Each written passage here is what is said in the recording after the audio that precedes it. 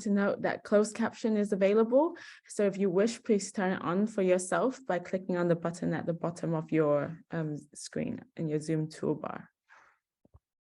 So thank you all for being here. I want to start by saying a few words about Accountable Now. And so we are a global platform that supports the development sector to be more transparent, responsive to stakeholders, and more dynamically accountable. Our members are made up of international civil society organizations operating all over the world, and you can see them on the screen. But our work extends beyond just international organizations. We collaborate with many types of actors within the sector to bring about change, using dynamic accountability as a lever. So for us, accountability is a journey, and it's not just a checkbox exercise. And we share this vision with our members and partners around the globe. Accountability is, of course, something that is very important for most organizations. But unfortunately, sometimes it gets delegated to an end of the year process where we have to do reports or we have to do audits. This type of accountability is, of course, important, useful, and necessary, but it really isn't supporting organizations to be proactive to the challenges that are happening in real time. And we can see this from our current operating environment, right? Things are currently changing very drastically and very unexpectedly. And so to be able to keep up, to identify issues and be accountable to the people who we work for and with, organizations should put in practice accountability processes that are a lot more dynamic to move away from being static and reactive. And so this really starts with meaningful engagement with all stakeholders. But let me unpack that a little. Is to examine who do we mean by stakeholders, because that term is very broad, right? So for an organization, stakeholders might be their donors, governments that they maybe support them or work with, partners at different levels, board, staff, volunteers, the public, but also most importantly, the communities that organizations work for and with. And depending on the organization's scope, size, and context, their stakeholders may vary as well. But however, the important thing to emphasize here is that engagement must remain meaningful, right? So what we mean by this is that the organization makes effort to really be accessible, to think about how to make their engagement more inclusive. So for example, with communities, organizations should really consider when and how engagement is actually possible. So for example, if one of your main target audience is women, and for women, they may not be able to join a consultation that takes place on a Monday at 7 p.m. This is prime childcare time. So if and at the same time, if you're working with children, it's not about demanding them to understand really detailed documents from the get-go, so depending on the age range, but to really have processes and approaches that are really suitable for them and where they are. And also, internally with staff, how can organizations consider the power dynamics of how to bring about feedback from staff without fears of retributions? So the point here is to really consider the accessibility of organizations at different points, to really be able to listen and actually acknowledge what are the experiences and wishes of those CSOs work for and with. And so dynamic accountability encourages organizations to put in place approaches that are based on values, that is inclusive, and that enable participation, which is continuously practiced. So to really continuously have and to create open channels to make sure that we are touching base with the people who we are trying to support, to understand their experiences of the situations that are happening to them, with the goal to make sure that our actions and work are responding to real needs and real demands. And so, as I said before, it is not an exercise to be done at the end of the year, but instead to really keep up and stay abreast so that we are really more effective. And in doing so, organizations are also implementing an approach that seeks to change the current system within the sector as well, to really walk away from thinking of accountability as this one-time checkbox type of action, but to really embed it throughout our work and in everything that we do. And also with this, organizations work with their different stakeholders who may have different ranges of power to actively so for example with donors and governments, to actually be able to open more space to engage with the communities and those whose lives are most impacted too. So to support our members and other CSOs to effectively put dynamic accountability into practices, Accountable Now aligns its framework with the global standard for CSO accountability's 12 commitments. So the global standard is a reference framework that was co-created in consultation with over 1,500 CSOs from around the world, especially with those from the global south. And so together, the 12 commitments ensures that CSOs are accountable to the people who they work for and with. The commitments are broken down into 3 clusters, as you can see from the ranges of blue or cyan on the screen there. And the first cluster focuses on values and what organizations wants to see in the world, wants to change in the world. The second focuses on our approach to change, and the third focuses on what organizations should do internally. At Accountable Now, our accountability framework puts these 12 commitments into practice, and our members report annually against a set of questions that were built on the 12 commitments to reflect on their processes, to consider how they can be better listener, more responsive, and to put people at the core of their accountability practice. And also, this is not something that's aiming to replace, legal requirements or something that gives legitimacy to movements. What we are really aiming for is to have guidance regarding what organizations should aim for and how they can improve their practices internally and externally, making it more dynamic and responsive to stakeholders. But why do we do this? So why do we support other organizations to embed dynamic accountability vis-a-vis the global standard and also into the way they work? We do so because we believe that dynamic accountability approaches really build horizontal and equitable relationships with stakeholders. So in ensuring that the organization and its programs meet people where they are at, engage them in ways that are accessible, the organization thus builds stronger relationships and also extend this towards its partners as well. The organization can also increase the effectiveness of their action as they really listen and act responsively towards the people who they are working for and with.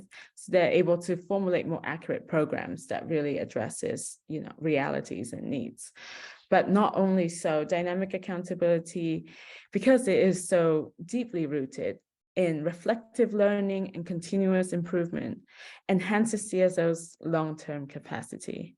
And in so doing, they also increase the trust and confidence in the organization's work so that the organization is more and more of a trusted partner for the communities that they wish to serve. And also lastly is really, and I feel like this is truly the core of it, is to really ensure that the people who are most impacted by CSO's work have the power over their lives. And so now I just want to pause and invite Jean Scrimger, the Global Director for Growth and Operations at Accountability Lab, who's in the Accountability Lab is one of our members, to share more about her reflections on why Accountability Lab has joined Accountable Now, how the process worked for them, and what they've learned, but also what are some of the challenges that they've encountered as well. Jean, please. Hi, everyone. Lovely to be here, and thanks for inviting me. So Accountability Lab joined Accountable Now probably about 4 years ago. And the reason we did it was because we were also looking to, as the Accountability Lab, figure out how accountable we were to both our constituencies, but also to the to ourselves. So we work as a global translocal network. And so it's 12 different organizations that are independent. And then we have AL Global, which is sort of the learning, thinking arm of the network. And so we really wanted to make sure that we could say, you know, hand on heart, that we had achieved certain accountability milestones, or we could say, yes, we have done that, but these are the things we really need to work on. Also, as a learning organization, I think we also wanted to see what other organizations were doing and what best practice would look like and how we could be better. So we initially joined, I think, around June of 1 year, of 2018.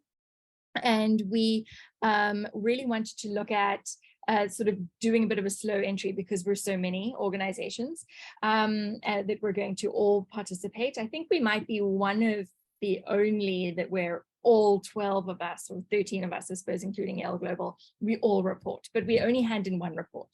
And the way that we decided to do this is to essentially use the Accountable Now process to kill two birds with one stone. One, we use it as an opportunity for our board members at the global level, but also in country, to have a conversation, a sit-down conversation, a guided conversation, thanks to the Accountable Now questions, between the two board members, the country director and the executive director of the lab, as well as, initially it was just the four of them. And they went through all the questions, and we had somebody to record it, but also to type it out. And so this forms that specific country's annual report.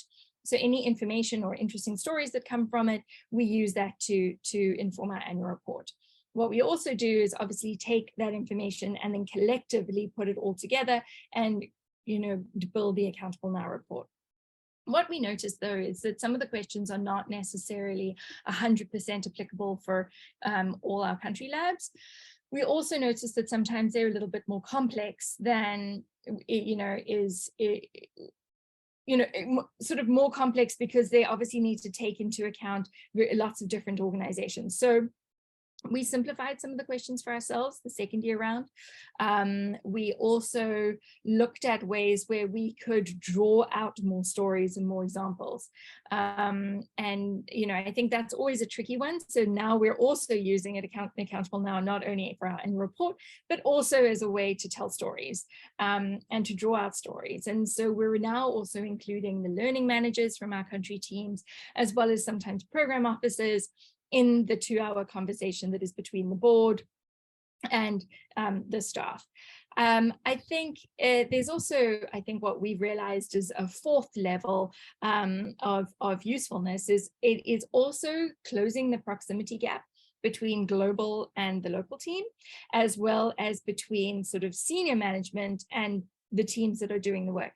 The lab's not very big, so we don't, you know, I wouldn't say our proximity gap is that large, but I do think that it's sort of a unique opportunity to sort of talk about your work in a way that is really exciting, but is also very focused, and to have the executive director really listen to you for 2 hours, I think it's always a win. And so I think from the Accountable Now process, I think we're happy with the way that we do it, which is these 2-hour conversations on an annual basis, which then all inform our Accountable Now reporting. And I think that, you know, and while it takes a long time, I think that this intentional taking of this time is really important for building, I think, organizational accountability and organizational learning. We always put together a few action points, so things that we're trying to learn from this process, and sort of gaps that we see. So while Accountable Now, we use a lot of Accountable Now's resources that Accountable Now puts together. We do this sort of same thing cascading down. So sometimes in Pakistan, they're doing something that South Africa should learn from around an accountability process. And other times it's Nigeria that's learning from Mexico. And so there's sort of this sort of mini Accountable Now process, or sort of accountability process happening in between us. And then I think just in terms of the value that we've seen going forward, I think from a very sort of, we're an organization that needs to raise money. Being part of Accountable Now, I think, is really an important fundraising tool. I think it makes you a lot more honest and thoughtful about what processes you need, but also what process, and also where you're doing really well. And I think a lot of us, I think I think obviously civil society is quite competitive in many places. And I think this is an opportunity for us to, in a non-competitive space, engage with one another, to really think about how we can be better, not only for our beneficiaries, but I think also better for our donors. I think better for each other. We're really building the space, I think, that we want to work and live in. And so I think that's, and it's all been part of, I think, the Accountability Lab's process of being a more accountable, more responsible organization in over the last couple of years. And so thanks to Accountable Now for the process and inviting us and allowing us to be part of it.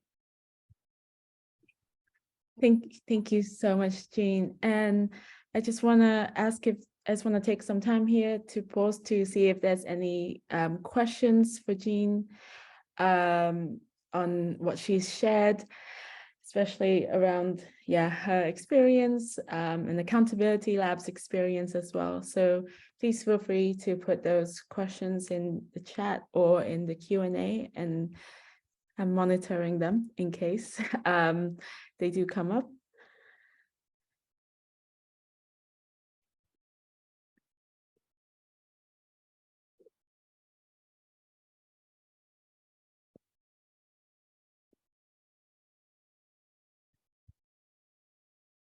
And I guess if there are no questions, I just want to say another thank you again, Jean, for sharing your experience. It's actually really interesting also to really hear about how Accountability Lab, cascade down these different processes throughout the organization.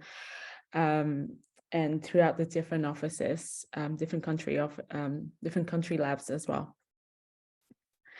So thank you so much. And sorry, let me just reshare my screen. And I also have here another video from our member, the Taiwan Fund for Children and Families, who unfortunately could not join us today because of the huge time difference, but thankfully our colleague Carol Huang, the Director of Secretariat from Taiwan Fund for Children and Families, also shared through a video about their experience and how they collaborate with Accountable Now as well. Hi, this is Carol Huang from Taiwan Fund for Children and Families, TFCF in abbreviation. It's my honor and pleasure to share our experiences on working together with Accountable Now for accountability. TFCF, based in Taiwan, is an evidence-based practice in social work NGO. We help and support more than 143 children in 34 countries in the world right now. Before 2014, TFCF was one of the founding members of the Taiwan Alliance, a global platform for helping needy children through this unique sponsorship program. TFCF collects sponsors for our Taiwan partners who help TFCF deliver service to children in need around the world.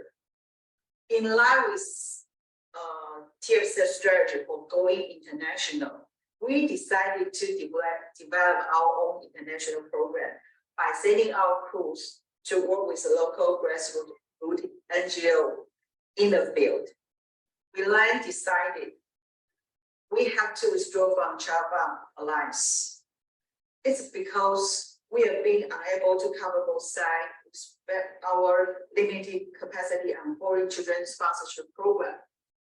However, we still try our best to maintain a number of sponsors with our Taiwan friends to help deliver our services outside of TFCF program countries.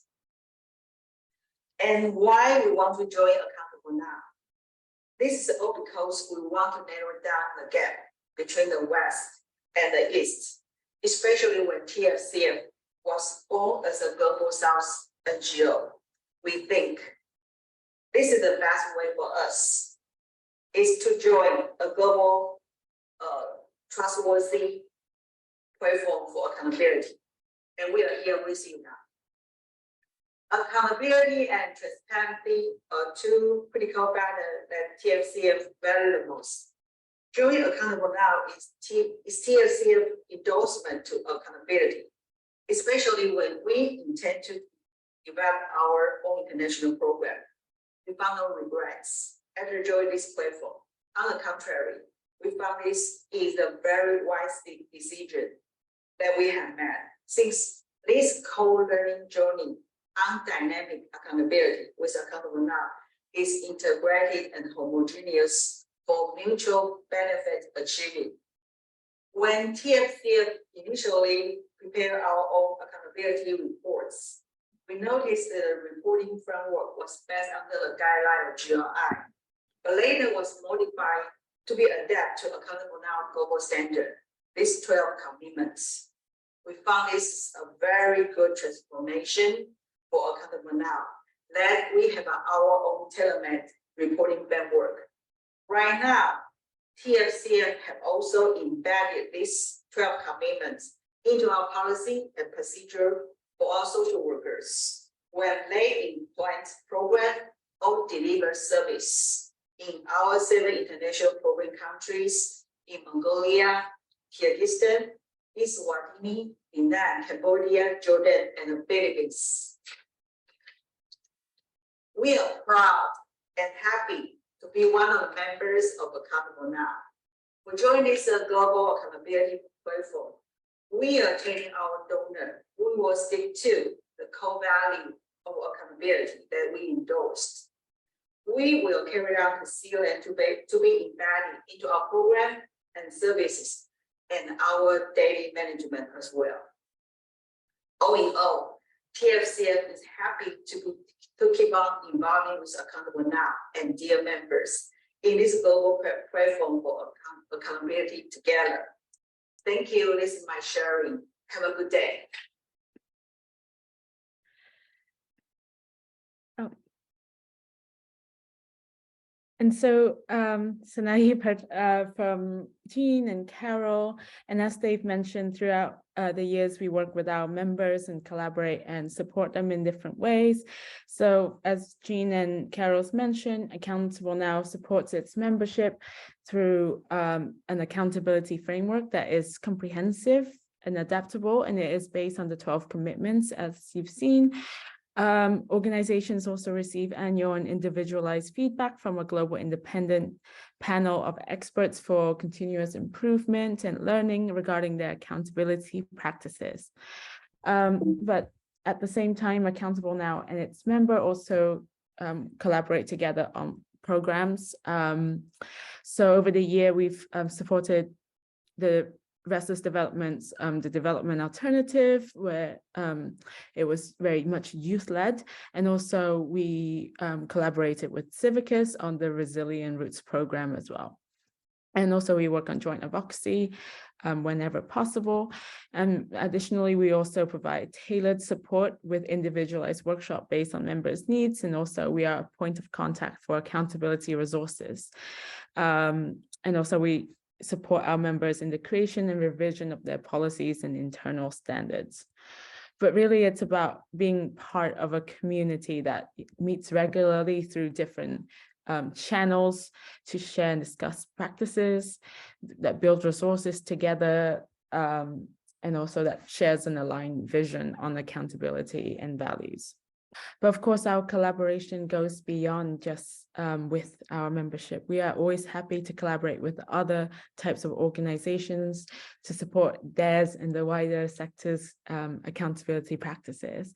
So with other organizations, it could be from accountability health check projects and programs to providing, tailored supports but we also collaborate with donors and governments for advocacy and mutual capacity support purposes as well.